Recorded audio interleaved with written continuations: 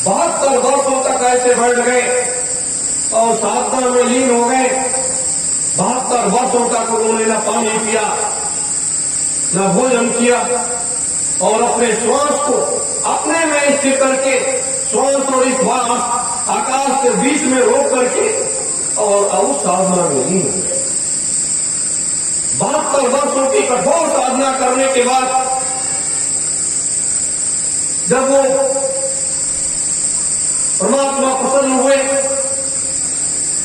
और जब आए उन्होंने पूछा, है ऋषिगणों आपको क्या चाहिए बताइए आप। तो ऋषियों ने कहा कि हे प्रभु मुझे कुछ नहीं चाहिए, हम ये चाहते हैं। फिर उसके बाद ऋषियों ने कहा एक स्वर से, हे प्रभु हम ये चाहते हैं कि हम सभी ऋषिगण अपनी सारी शक्तियों को इसी पृथ्वी के अंदर समाहित कर देंगे और आज गंगा माता गोमती के सानिध्य में उनके संरक्षण में उनको सुपुर्द कर देंगे।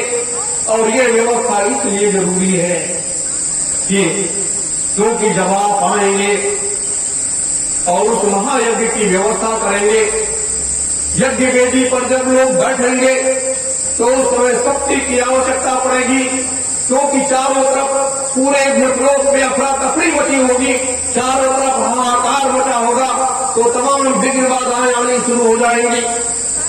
तो यज्ञ वेदी पर बैठने वाले लोगों के पास असीम शक्ति का संचार हो जाएगा, वो सारी शक्तियां उनमें समाहित हो जाएंगी।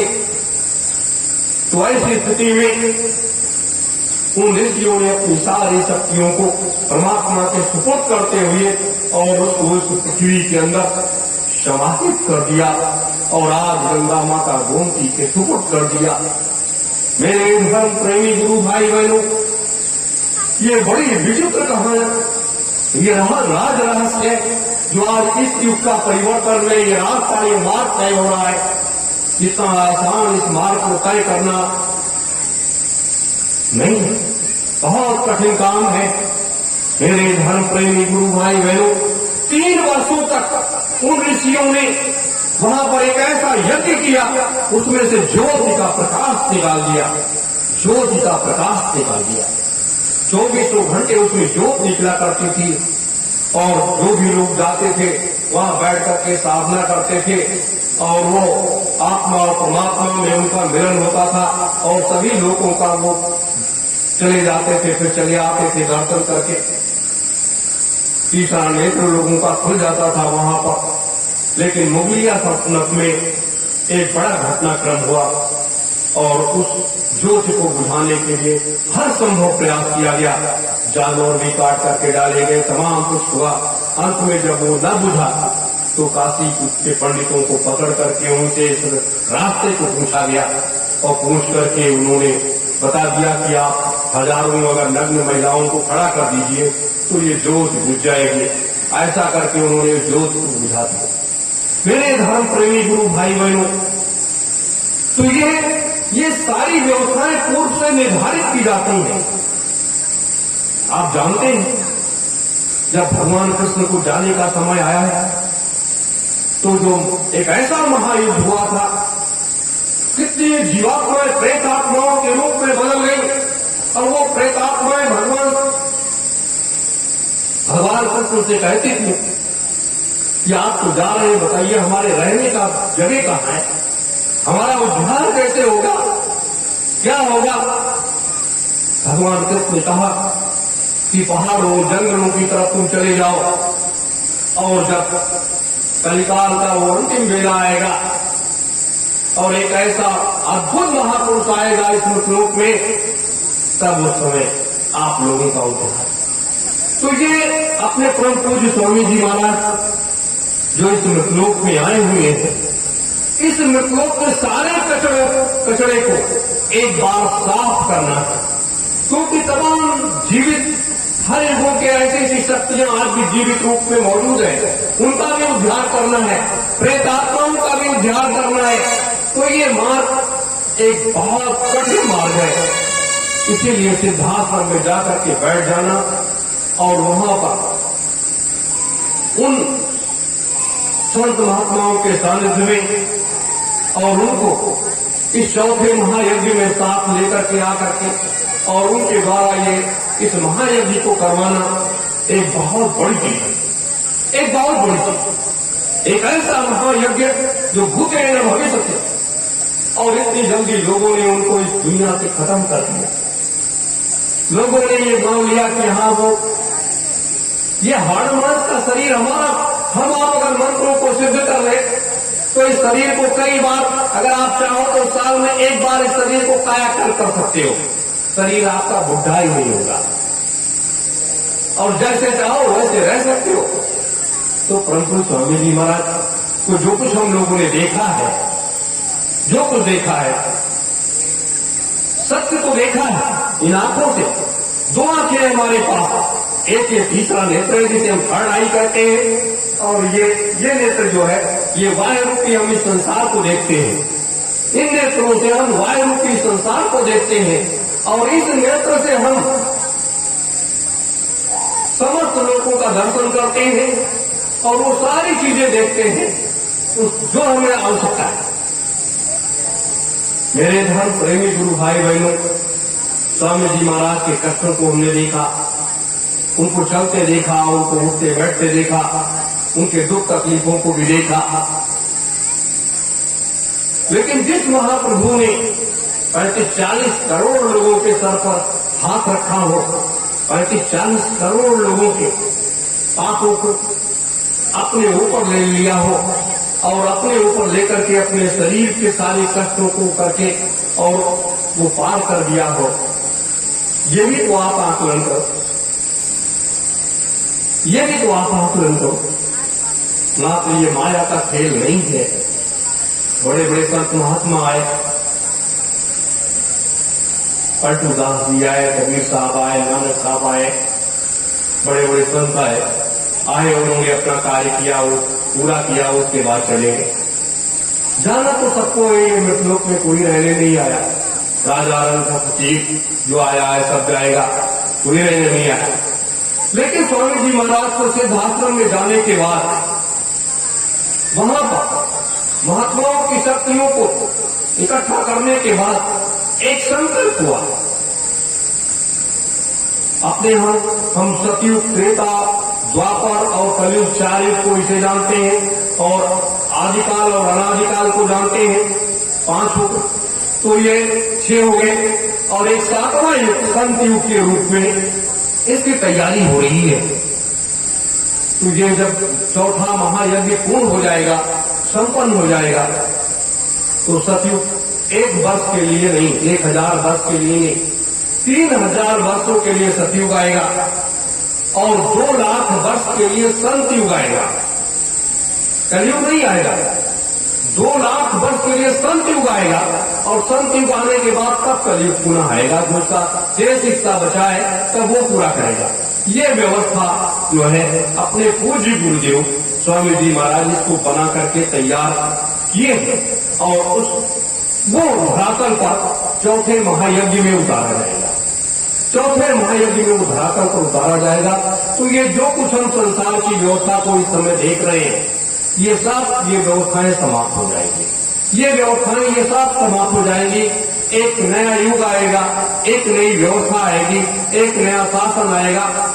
ये सारी चीजें आएंगी। मैं आपको ये बताने के लिए इसलिए आया कि हमें आप सबको चेतना अंतर में जगाना पड़ेगा और स्वयं को भी जागना पड़ेगा। गुरु पर अटूट विश्वास करो। गुरु कभी झूठ नहीं बोलता, गुरु हमेशा सत्य का मार्ग दिखलाता है और सत्य के मार्ग पर लोगों को लेकर के चलता है। लेकिन ये खेल जो है त्रेता में राम ने खेला, द्वापर में कृष्ण ने खेला, सतयुग में हरिश्चंद्र जी ने खेला और कलयुग में कई ऐसी शक्तियां आई। कबीर साहब आए, पलटू साहब आए, नानक साहब आए और उसके बाद बुद्ध जी आए, मोहम्मद साहब आए, ईसा मसीह आए। तो ये लोग आए, समय समय पर आए और समाज को सुधार करके चले गए। समाज को सुधारा, समाज में चेतना जगाई और उसके बाद चले गए। लेकिन जैसे जैसे ये विचारधारा आगे बढ़ती चली गई, वैसे वैसे लोग आगे बढ़ते चले गए। तो ये एक आत्मा और परमात्मा का एक खेल है। इसीलिए जो प्रभु स्वामी जी महाराज ने अपने लोगों को दिया सिमरन ध्यान भजन करने का, जो रास्ता बताया कि आप लोग सिमरन ध्यान भजन करो, अगर हम लोग सच्चे मन से करते हैं आधे घंटे 1 घंटे सुबह शाम, तो वो अंतर की चेतना हमारी जागृत होती है। इसीलिए कहा गया, जैसे हम आप बहुत से लोग मांस खाते हैं, कोई शराब पीता है, स्वामी जी महाराज ने आरबीओ और ज्ञान सभी धर्म संस्थाएं चलाती हैं कि आप लोग शाकाहारी हो जाओ, शुद्ध शाकाहारी हो जाओ। क्योंकि ये जो हमारी घाटी है, कहा जाता है कि यहाँ पर भगवान बैठा हुआ हमारे जूठन को बदलता है। यहाँ 24 घंटे एक जाप होता है, सोहम सोहम सोहम सोहम, जो तू है वो मैं हूँ, जो तू है वो मैं हूँ। और जब आप इसके अंदर गंदी चीजें डालोगे तो आप फायदा तो मिलेगा नहीं कुछ। आप बीड़ी पीते हो, सिगरेट पीते हो, तंबाकू खाते हो, गुटखा खाते हो, कुछ ऐसी गंदी चीजें इसके अंदर ले जाओगे, तो आप अगर सिमरन ध्यान भजन भी करते हो तो आपका सिमरन ध्यान भजन नहीं बनेगा। क्योंकि आपके अंदर तो उस चीज की चेतना उसके अंतर में और हल्की सी मस्तिष्क में वो चीज आपके अंदर व्याप्त है, तो आपकी साधना नहीं बढ़ेगी, आपकी साधना नहीं बढ़ेगी। और मैं तो हमेशा कहता हूं, मेरे धर्म प्रेमी गुरु भाई बहनों, इतना सिमरन ध्यान भजन करो कि आपका तीसरा नेत्र खुल जाए। और ये जो मंदिर है हमारा, इस मंदिर में एक देवता बैठा हुआ है, इस मंदिर में एक देवता बैठा हुआ है। और ये दरवाजा बंद है, ये दरवाजा बंद है। इस दरवाजे को खोलने के लिए हमें साधना की जरूरत है।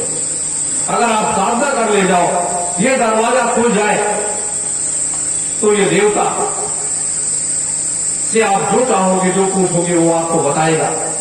जब भी आप किसी भी मामलों में उलझो, कोई परेशानी आए, कोई दुख आए, आप बैठ जाओ ध्यान लगा करके और इस बैठे हुए देवता से प्रश्न करो, ये मेरी तकलीफ कैसे दूर होगी, या मुझे ये मार्ग कैसे मिलेगा, क्या करना है।